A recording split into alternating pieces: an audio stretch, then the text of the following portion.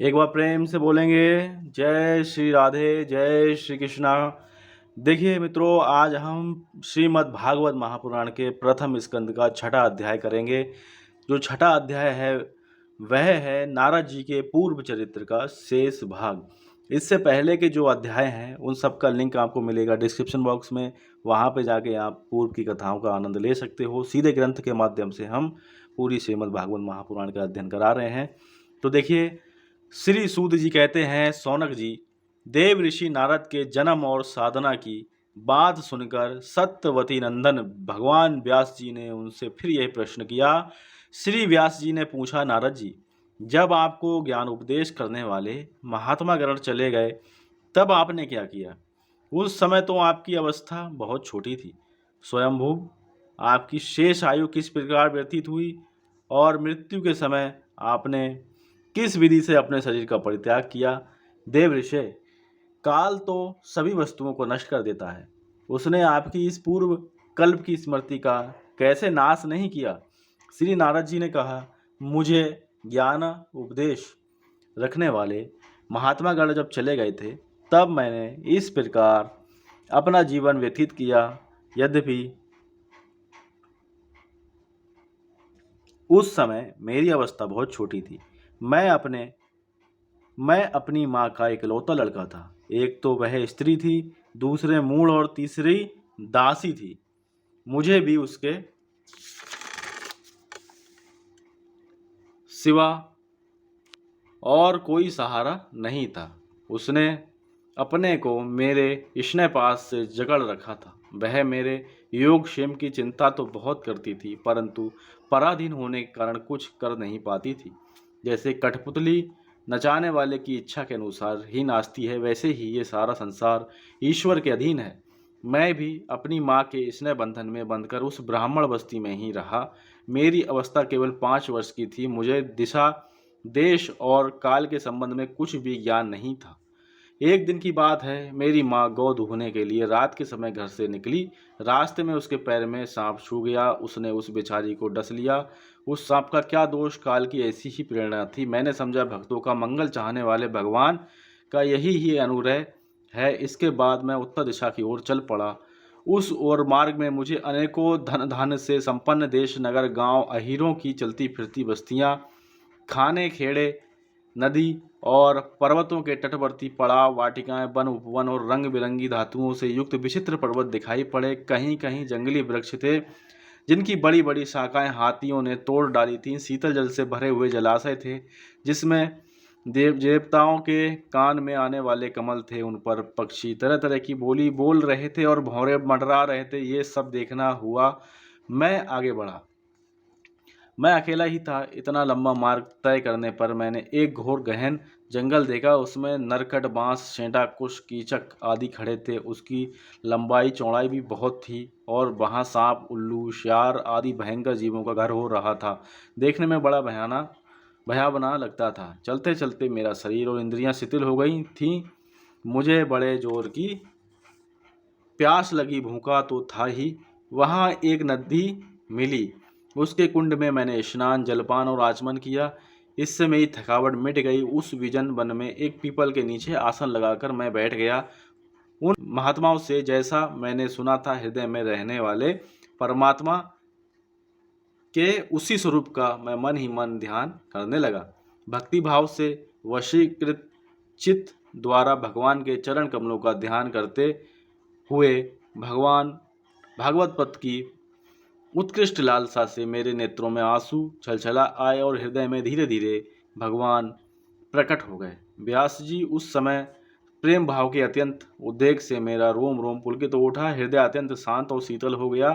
उस आनंद की बाढ़ में मैं ऐसा डूब गया कि मुझे अपना और ध्येय वस्तु का तनिक भी भान रहा। भगवान का वह अनिर्वचनीय रूप समस्त शोकों का नाश करने वाला और मन के लिए अत्यंत लुभावना था।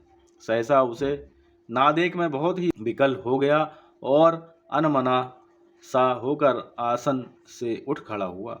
मैंने उस स्वरूप का दर्शन फिर करना चाहा, किंतु मन को हृदय में समाहित करके बार बार दर्शन की चेष्टा करने पर भी मैं उसे नहीं देख सका। मैं अतृप्त के समान आतुर हो उठा। इस प्रकार निर्जन वन में मुझे प्रयत्न करते देख स्वयं भगवान ने, जो वाणी के विषय नहीं है, बड़ी गंभीर और मधुर वाणी से मेरे शोक को शांत करते हुए से कहा, खेद है कि इस जन्म में तुम मेरा दर्शन नहीं कर सकोगे।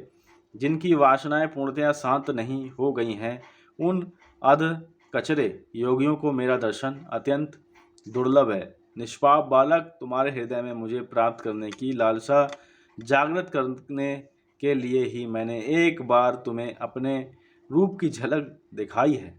मुझे प्राप्त करने की आकांक्षा से युक्त साधक धीरे धीरे हृदय की संपूर्ण वासनाओं का भली भांति त्याग कर देता है। अल्पकालीन संत सेवा से ही तुम्हारी चित्त वृत्ति मुझ में स्थिर हो गई है। अब तुम इस प्राकृत मलिन शरीर को छोड़कर मेरे पार्षद हो जाओगे। मुझे प्राप्त करने का तुम्हारा ये दृढ़ निश्चय कभी किसी प्रकार नहीं टूटेगा। समस्त सृष्टि का प्रलय हो जाने पर भी मेरी कृपा से तुम्हें मेरी स्मृति बनी रहेगी। आकाश के समान अव्यक्त सर्वशक्तिमान महान परमात्मा इतना कहकर चुप हो रहे। उनकी इस कृपा का अनुभव करके मैंने उन श्रेष्ठों से भी श्रेष्ठ भगवान को सिर झुकाकर नमस्कार प्रणाम किया। तभी से मैं लज्जा संकोच छोड़कर भगवान के अत्यंत रहस्यमय और मंगलमय मधुर नामों और लीलाओं का कीर्तन और स्मरण करने लगा। स्पहा और मद मत्सर मेरे हृदय से पहले ही निर्मित हो चुके थे। अब मैं आनंद से काल की प्रतीक्षा करता हुआ पृथ्वी पर विचरने लगा। व्यास जी, इस प्रकार भगवान की कृपा से मेरा हृदय शुद्ध हो गया, आसक्ति मिट गई और मैं श्री कृष्ण परायण हो गया। कुछ समय बाद जैसे एकाएक बिजली कौंध जाती है, वैसे ही अपने समय पर मेरी मृत्यु आ गई। मुझे शुद्ध भगवत पार्षद शरीर प्राप्त होने का अवसर आने पर प्रारब्ध कर्म समाप्त हो जाने के कारण 5 भौतिक शरीर नष्ट हो गया। कल्प के अंत में जिस समय भगवान नारायण एकाण प्रलयकालीन समुद्र के जल में शयन करते हैं, उस समय उनके हृदय में शयन करने की इच्छा से इस सारी सृष्टि को समेटकर ब्रह्मा जी जब प्रवेश करने लगे, तब उनके श्वास के साथ मैं भी उनके हृदय में प्रवेश कर गया। एक सहस्त्र चतुर्युगी बीत जाने पर जब ब्रह्मा जगे और उन्होंने सृष्टि करने की इच्छा की, तब उनकी इंद्रियों से मरीचि आदि ऋषियों के साथ मैं भी प्रकट हो गया। तभी से मैं भगवान की कृपा से बैकुंठ आदि में और तीनों लोकों में बाहर और भीतर बिना रोक टोक विचरण किया करता हूँ। मेरा जीवन का व्रत भगवत जन अखंड रूप से चलता रहता है। भगवान की दी हुई इस स्वर ब्रह्म से विभूषित वीणा पर तान छेड़कर मैं उनकी लीलाओं का गान करता हुआ सारे संसार में विचरता हूँ। जब मैं उनकी लीलाओं का गान करने लगता हूँ, तब वे प्रभु, जिनके चरण कमल समस्त तीर्थों के उद्गम स्थल हैं और जिनका यशोगान मुझे बहुत ही प्रिय लगता है, बुलाए हुए की भांति तुरंत मेरे हृदय में आकर दर्शन देते हैं। जिन लोगों का चित्त निरंतर विषय भोगों की कामना से आतुर हो रहा है, उनके लिए भगवान की लीलाओं का कीर्तन संसार सागर से पार जाने का जहाज है। ये मेरा अपना अनुभव है। काम और लोभ की चोट से बार बार घायल हुआ हृदय श्री कृष्ण सेवा से जैसी प्रत्यक्ष शांति का अनुभव करता है, यम नियम आदि योग मार्गों से वैसी शांति नहीं मिल सकती। व्यास जी, आप निष्पाप हैं। आपने मुझसे जो कुछ पूछा है वह सब अपने जन्म और साधना का रहस्य तथा आपकी आत्मतुष्टि का उपाय मैंने बतला दिया। श्री सूत जी कहते हैं, सौनक आदि ऋषियों देव ऋषि नारद ने व्यास जी से इस प्रकार कहकर जाने की अनुमति ली और वीणा बजाते हुए स्वच्छंद विचरण करने के लिए वे चल पड़े। आहा, ये देव ऋषि नारद धन्य हैं, क्योंकि ये सांगपाणी भगवान की कीर्ति को अपनी वीणा पर गा गाकर स्वयं तो आनंद मग्न होते ही हैं, साथ साथ इस त्रिताप्त जगत को भी आनंदित करते रहते हैं। इस प्रकार से ये अध्याय संपन्न हो रहा है और अगले अध्याय में हम 7वां अध्याय करेंगे श्रीमद् भागवत महापुराण के प्रथम स्कंद का, जिसमें अश्वत्थामा द्वारा द्रौपदी के पुत्रों को मारा जाना और अर्जुन के द्वारा अश्वत्थामा का मान मर्दन, ये वाली कथा होगी। तो एक बार प्रेम से बोलेंगे, जय श्री राधे, जय श्री कृष्णा।